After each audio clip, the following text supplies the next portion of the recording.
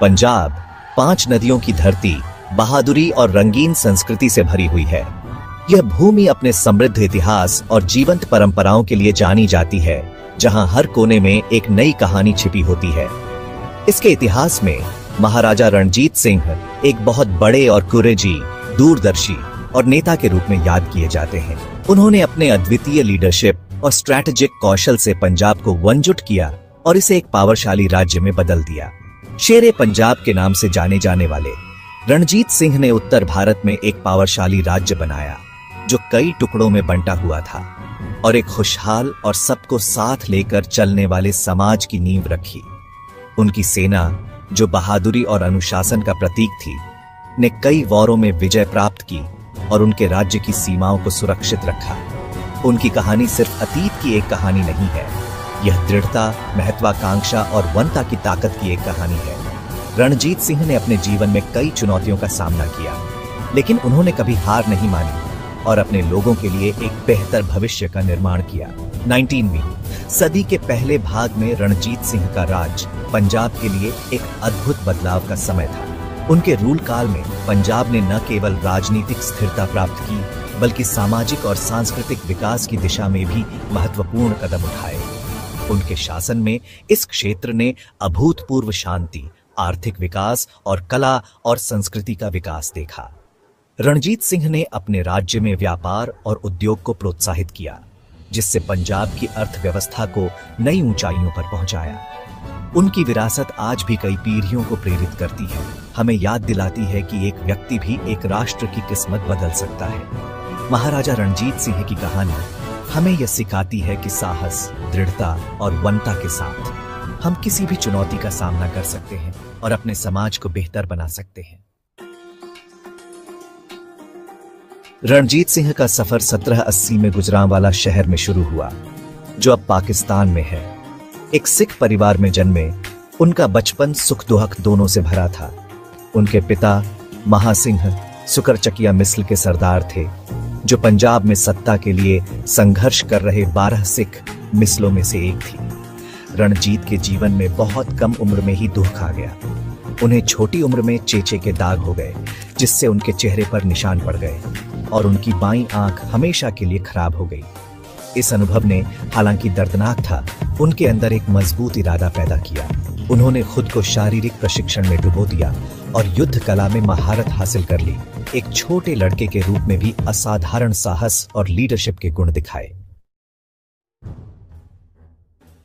रणजीत सिंह सत्ता में तब आए जब उनके पिता की मृत्यु हो गई, जब वह सिर्फ 12 साल के थे। इतनी कम उम्र में उन्होंने अपने पिता की विरासत को संभालने की जिम्मेदारी उठाई। यह एक कठिन समय था, लेकिन रणजीत सिंह ने अपने साहस और लीडरशिप कौशल से सभी को प्रभावित किया। उन्होंने जल्दी ही अपनी काबिलियत साबित कर दी। कई लड़ाइयों में अपनी सेना का लीडरशिप करके जीत हासिल की।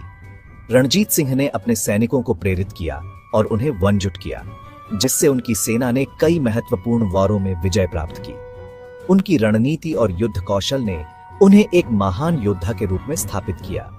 1799 में 19 साल की उम्र में उन्होंने लाहौर पर कब्जा कर लिया, जो एक महत्वपूर्ण शहर और पंजाब में शक्ति का प्रतीक था। लाहौर पर विजय प्राप्त करना रणजीत सिंह के लिए एक बड़ी उपलब्धि थी, जिसने उन्हें पूरे पंजाब में एक प्रमुख नेता के रूप में स्थापित किया। यह जीत रणजीत सिंह के जीवन में एक महत्वपूर्ण मोड़ थी। इस विजय ने न केवल उनकी शक्ति को मजबूत किया, बल्कि उन्हें एक महान शासक के रूप में भी स्थापित किया। लाहौर की विजय ने रणजीत सिंह को एक नई पहचान दी और उन्हें पंजाब के लोगों के बीच एक नायक बना दिया। 1801 में उन्होंने खुद को पंजाब का महाराजा घोषित किया, सिख मिस्लों को अपने झंडे तले एकजुट किया। यह एक महत्वपूर्ण कदम था, जिसने पंजाब को एकजुट किया और रणजीत सिंह को एक महान शासक के रूप में स्थापित किया। उनकी लीडरशिप क्षमता और दूरदर्शिता ने उन्हें एक महान नेता बना दिया। उन्होंने लाहौर को अपनी राजधानी चुना, एक ऐसा फैसला जो एकजुट और समृद्ध पंजाब के लिए उनके दृष्टिकोण को दर्शाता है। लाहौर को राजधानी बनाने का निर्णय रणजीत सिंह की दूरदर्शिता और उनके लीडरशिप कौशल का प्रतीक था।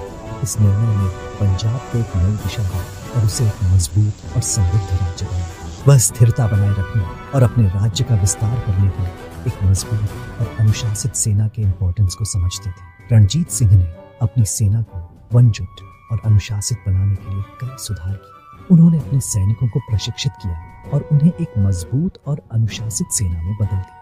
उन्होंने अपनी सेना को आधुनिक बनाने के लिए एक महत्वाकांक्षी कार्यक्रम शुरू किया, जिससे खालसा सेना का निर्माण हुआ।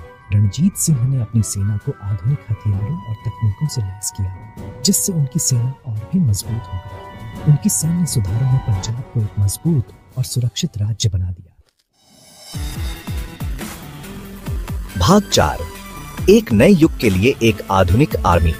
महाराजा रणजीत सिंह पश्चिम में पावरशाली अफगान साम्राज्य द्वारा दी जाने वाली चुनौतियों से अच्छी तरह वाकिफ थे। अफगान साम्राज्य ने कई बार पंजाब पर आक्रमण किया था और रणजीत सिंह ने इन आक्रमणों से अपने राज्य की रक्षा के लिए एक ठोस योजना बनाई थी। उन्होंने महसूस किया कि पारंपरिक तरीकों से इन चुनौतियों का सामना करना मुश्किल होगा। वह समझते थे कि अपने राज्य की रक्षा के लिए उन्हें एक आधुनिक और अच्छी तरह से सुसज्जित सेना की आवश्यकता है। उन्होंने अपने सैनिकों को न केवल युद्ध के लिए तैयार किया, बल्कि उन्हें अनुशासन और संगठन के इंपॉर्टेंस को भी सिखाया। रणजीत सिंह ने अपने सैनिकों को वनजुट किया और उन्हें एक मजबूत और संगठित सेना में बदल दिया। उन्होंने पारंपरिक सैन्य प्रथाओं को तोड़ा और नई तकनीकों और स्ट्रैटेजियों को अपनाया। रणजीत सिंह ने यूरोपीय सैन्य विशेषज्ञों को अपने दरबार में आमंत्रित किया और उनसे आधुनिक युद्ध तकनीकों के बारे में सीखा। उन्होंने अपने सैनिकों को इन नई तकनीकों में प्रशिक्षित किया और उन्हें आधुनिक हथियारों का उपयोग करना सिखाया। उन्होंने अपने सैनिकों को यूरोपीय रणनीति और तोपखाने के उपयोग में प्रशिक्षित करने के लिए यूरोपीय अधिकारियों, जिनमें नेपोलियन युद्ध के अनुभवी भी शामिल थे, की भर्ती की। इन अधिकारियों ने सिख सैनिकों को आधुनिक युद्ध के गुर सिखाए और उन्हें तोपखाने के उपयोग में निपुण बनाया। रणजीत सिंह ने यह सुनिश्चित किया कि उनकी सेना किसी भी चुनौती का सामना करने के लिए पूरी तरह से तैयार हो। उन्होंने अपनी सेना के हथियारों के मॉडर्नाइजीकरण में भारी निवेश किया, तोपों, बंदूकों और अन्य उन्नत हथियारों का अधिग्रहण किया। रणजीत सिंह ने पंजाब में हथियार निर्माण के कारखाने स्थापित किए, जहां उनकी सेना के लिए उच्च क्वालिटी सत्ता वाले हथियार बनाए जाते थे। इन कारखानों में निर्मित हथियारों ने उनकी सेना की ताकत को और बढ़ा दिया। इस मॉडर्नाइजीकरण अभियान ने खालसा सेना को एक दुर्जेय युद्ध बल में बदल दिया, जो अफगान आक्रमणों को रोकने और सिख साम्राज्य की सीमाओं का विस्तार करने में सक्षम था। रणजीत सिंह की सेना ने कई महत्वपूर्ण वारों में विजय प्राप्त की और अपने राज्य की सीमाओं को सुरक्षित किया। उनकी सेना की ताकत और संगठन ने उन्हें एक महान योद्धा और स्ट्रैटेजिकार के रूप में स्थापित किया। भाग 5, एक धर्मनिरपेक्ष राज्य के आर्किटेक्ट। महाराजा रणजीत सिंह का रूल काल न केवल सैन्य विजयों से चिह्नित था, बल्कि उनकी प्रबुद्ध प्रुलेक नीतियों से भी चिह्नित था। वह धार्मिक सहिष्णुता में दृढ़ विश्वास रखते थे और एक ऐसा राज्य बनाना चाहते थे जहां सभी धर्मों के लोग हार्मनी में रह सके। उन्होंने अपनी सरकार में हिंदुओं और मुसलमानों को महत्वपूर्ण पदों पर नियुक्त किया, जो योग्यता और समावेशिता के प्रति उनकी प्रतिबद्धता को प्रदर्शित करता है। उन्होंने अपने राज्य में सभी धर्मों के इंपॉर्टेंस को आइडेंटिटी देते हुए मंदिरों, मस्जिदों और गुरुद्वारों को संरक्षण प्रदान किया। उनके धर्मनिरपेक्ष दृष्टिकोण और न्यायपूर्ण शासन ने उन्हें उनकी प्रजा का सम्मान और प्रशंसा दिलाई, चाहे उनकी धार्मिक मान्यता कुछ भी हो। भाग 6, कला के पैटर्न। अपनी सैन्य और प्रूलिक उपलब्धियों से परे महाराजा रणजीत सिंह कला के महान संरक्षक थे। वह अपने लोगों में वनता और पहचान की भावना को बढ़ावा देने में संस्कृति के इंपॉर्टेंस को आइडेंटिटी देते। उनका दरबार पूरे भारत और उसके बाहर के आर्टकारों, म्यूजिककारों और लेखकों का केंद्र बन गया। उन्होंने उत्तम महलों, उद्यानों और स्मारकों के निर्माण का कार्य शुरू किया। उन्होंने पारंपरिक पंजाबी संगीत और नृत्य रूपों को संरक्षण दिया, उनके संरक्षण और प्रचार को सुनिश्चित किया।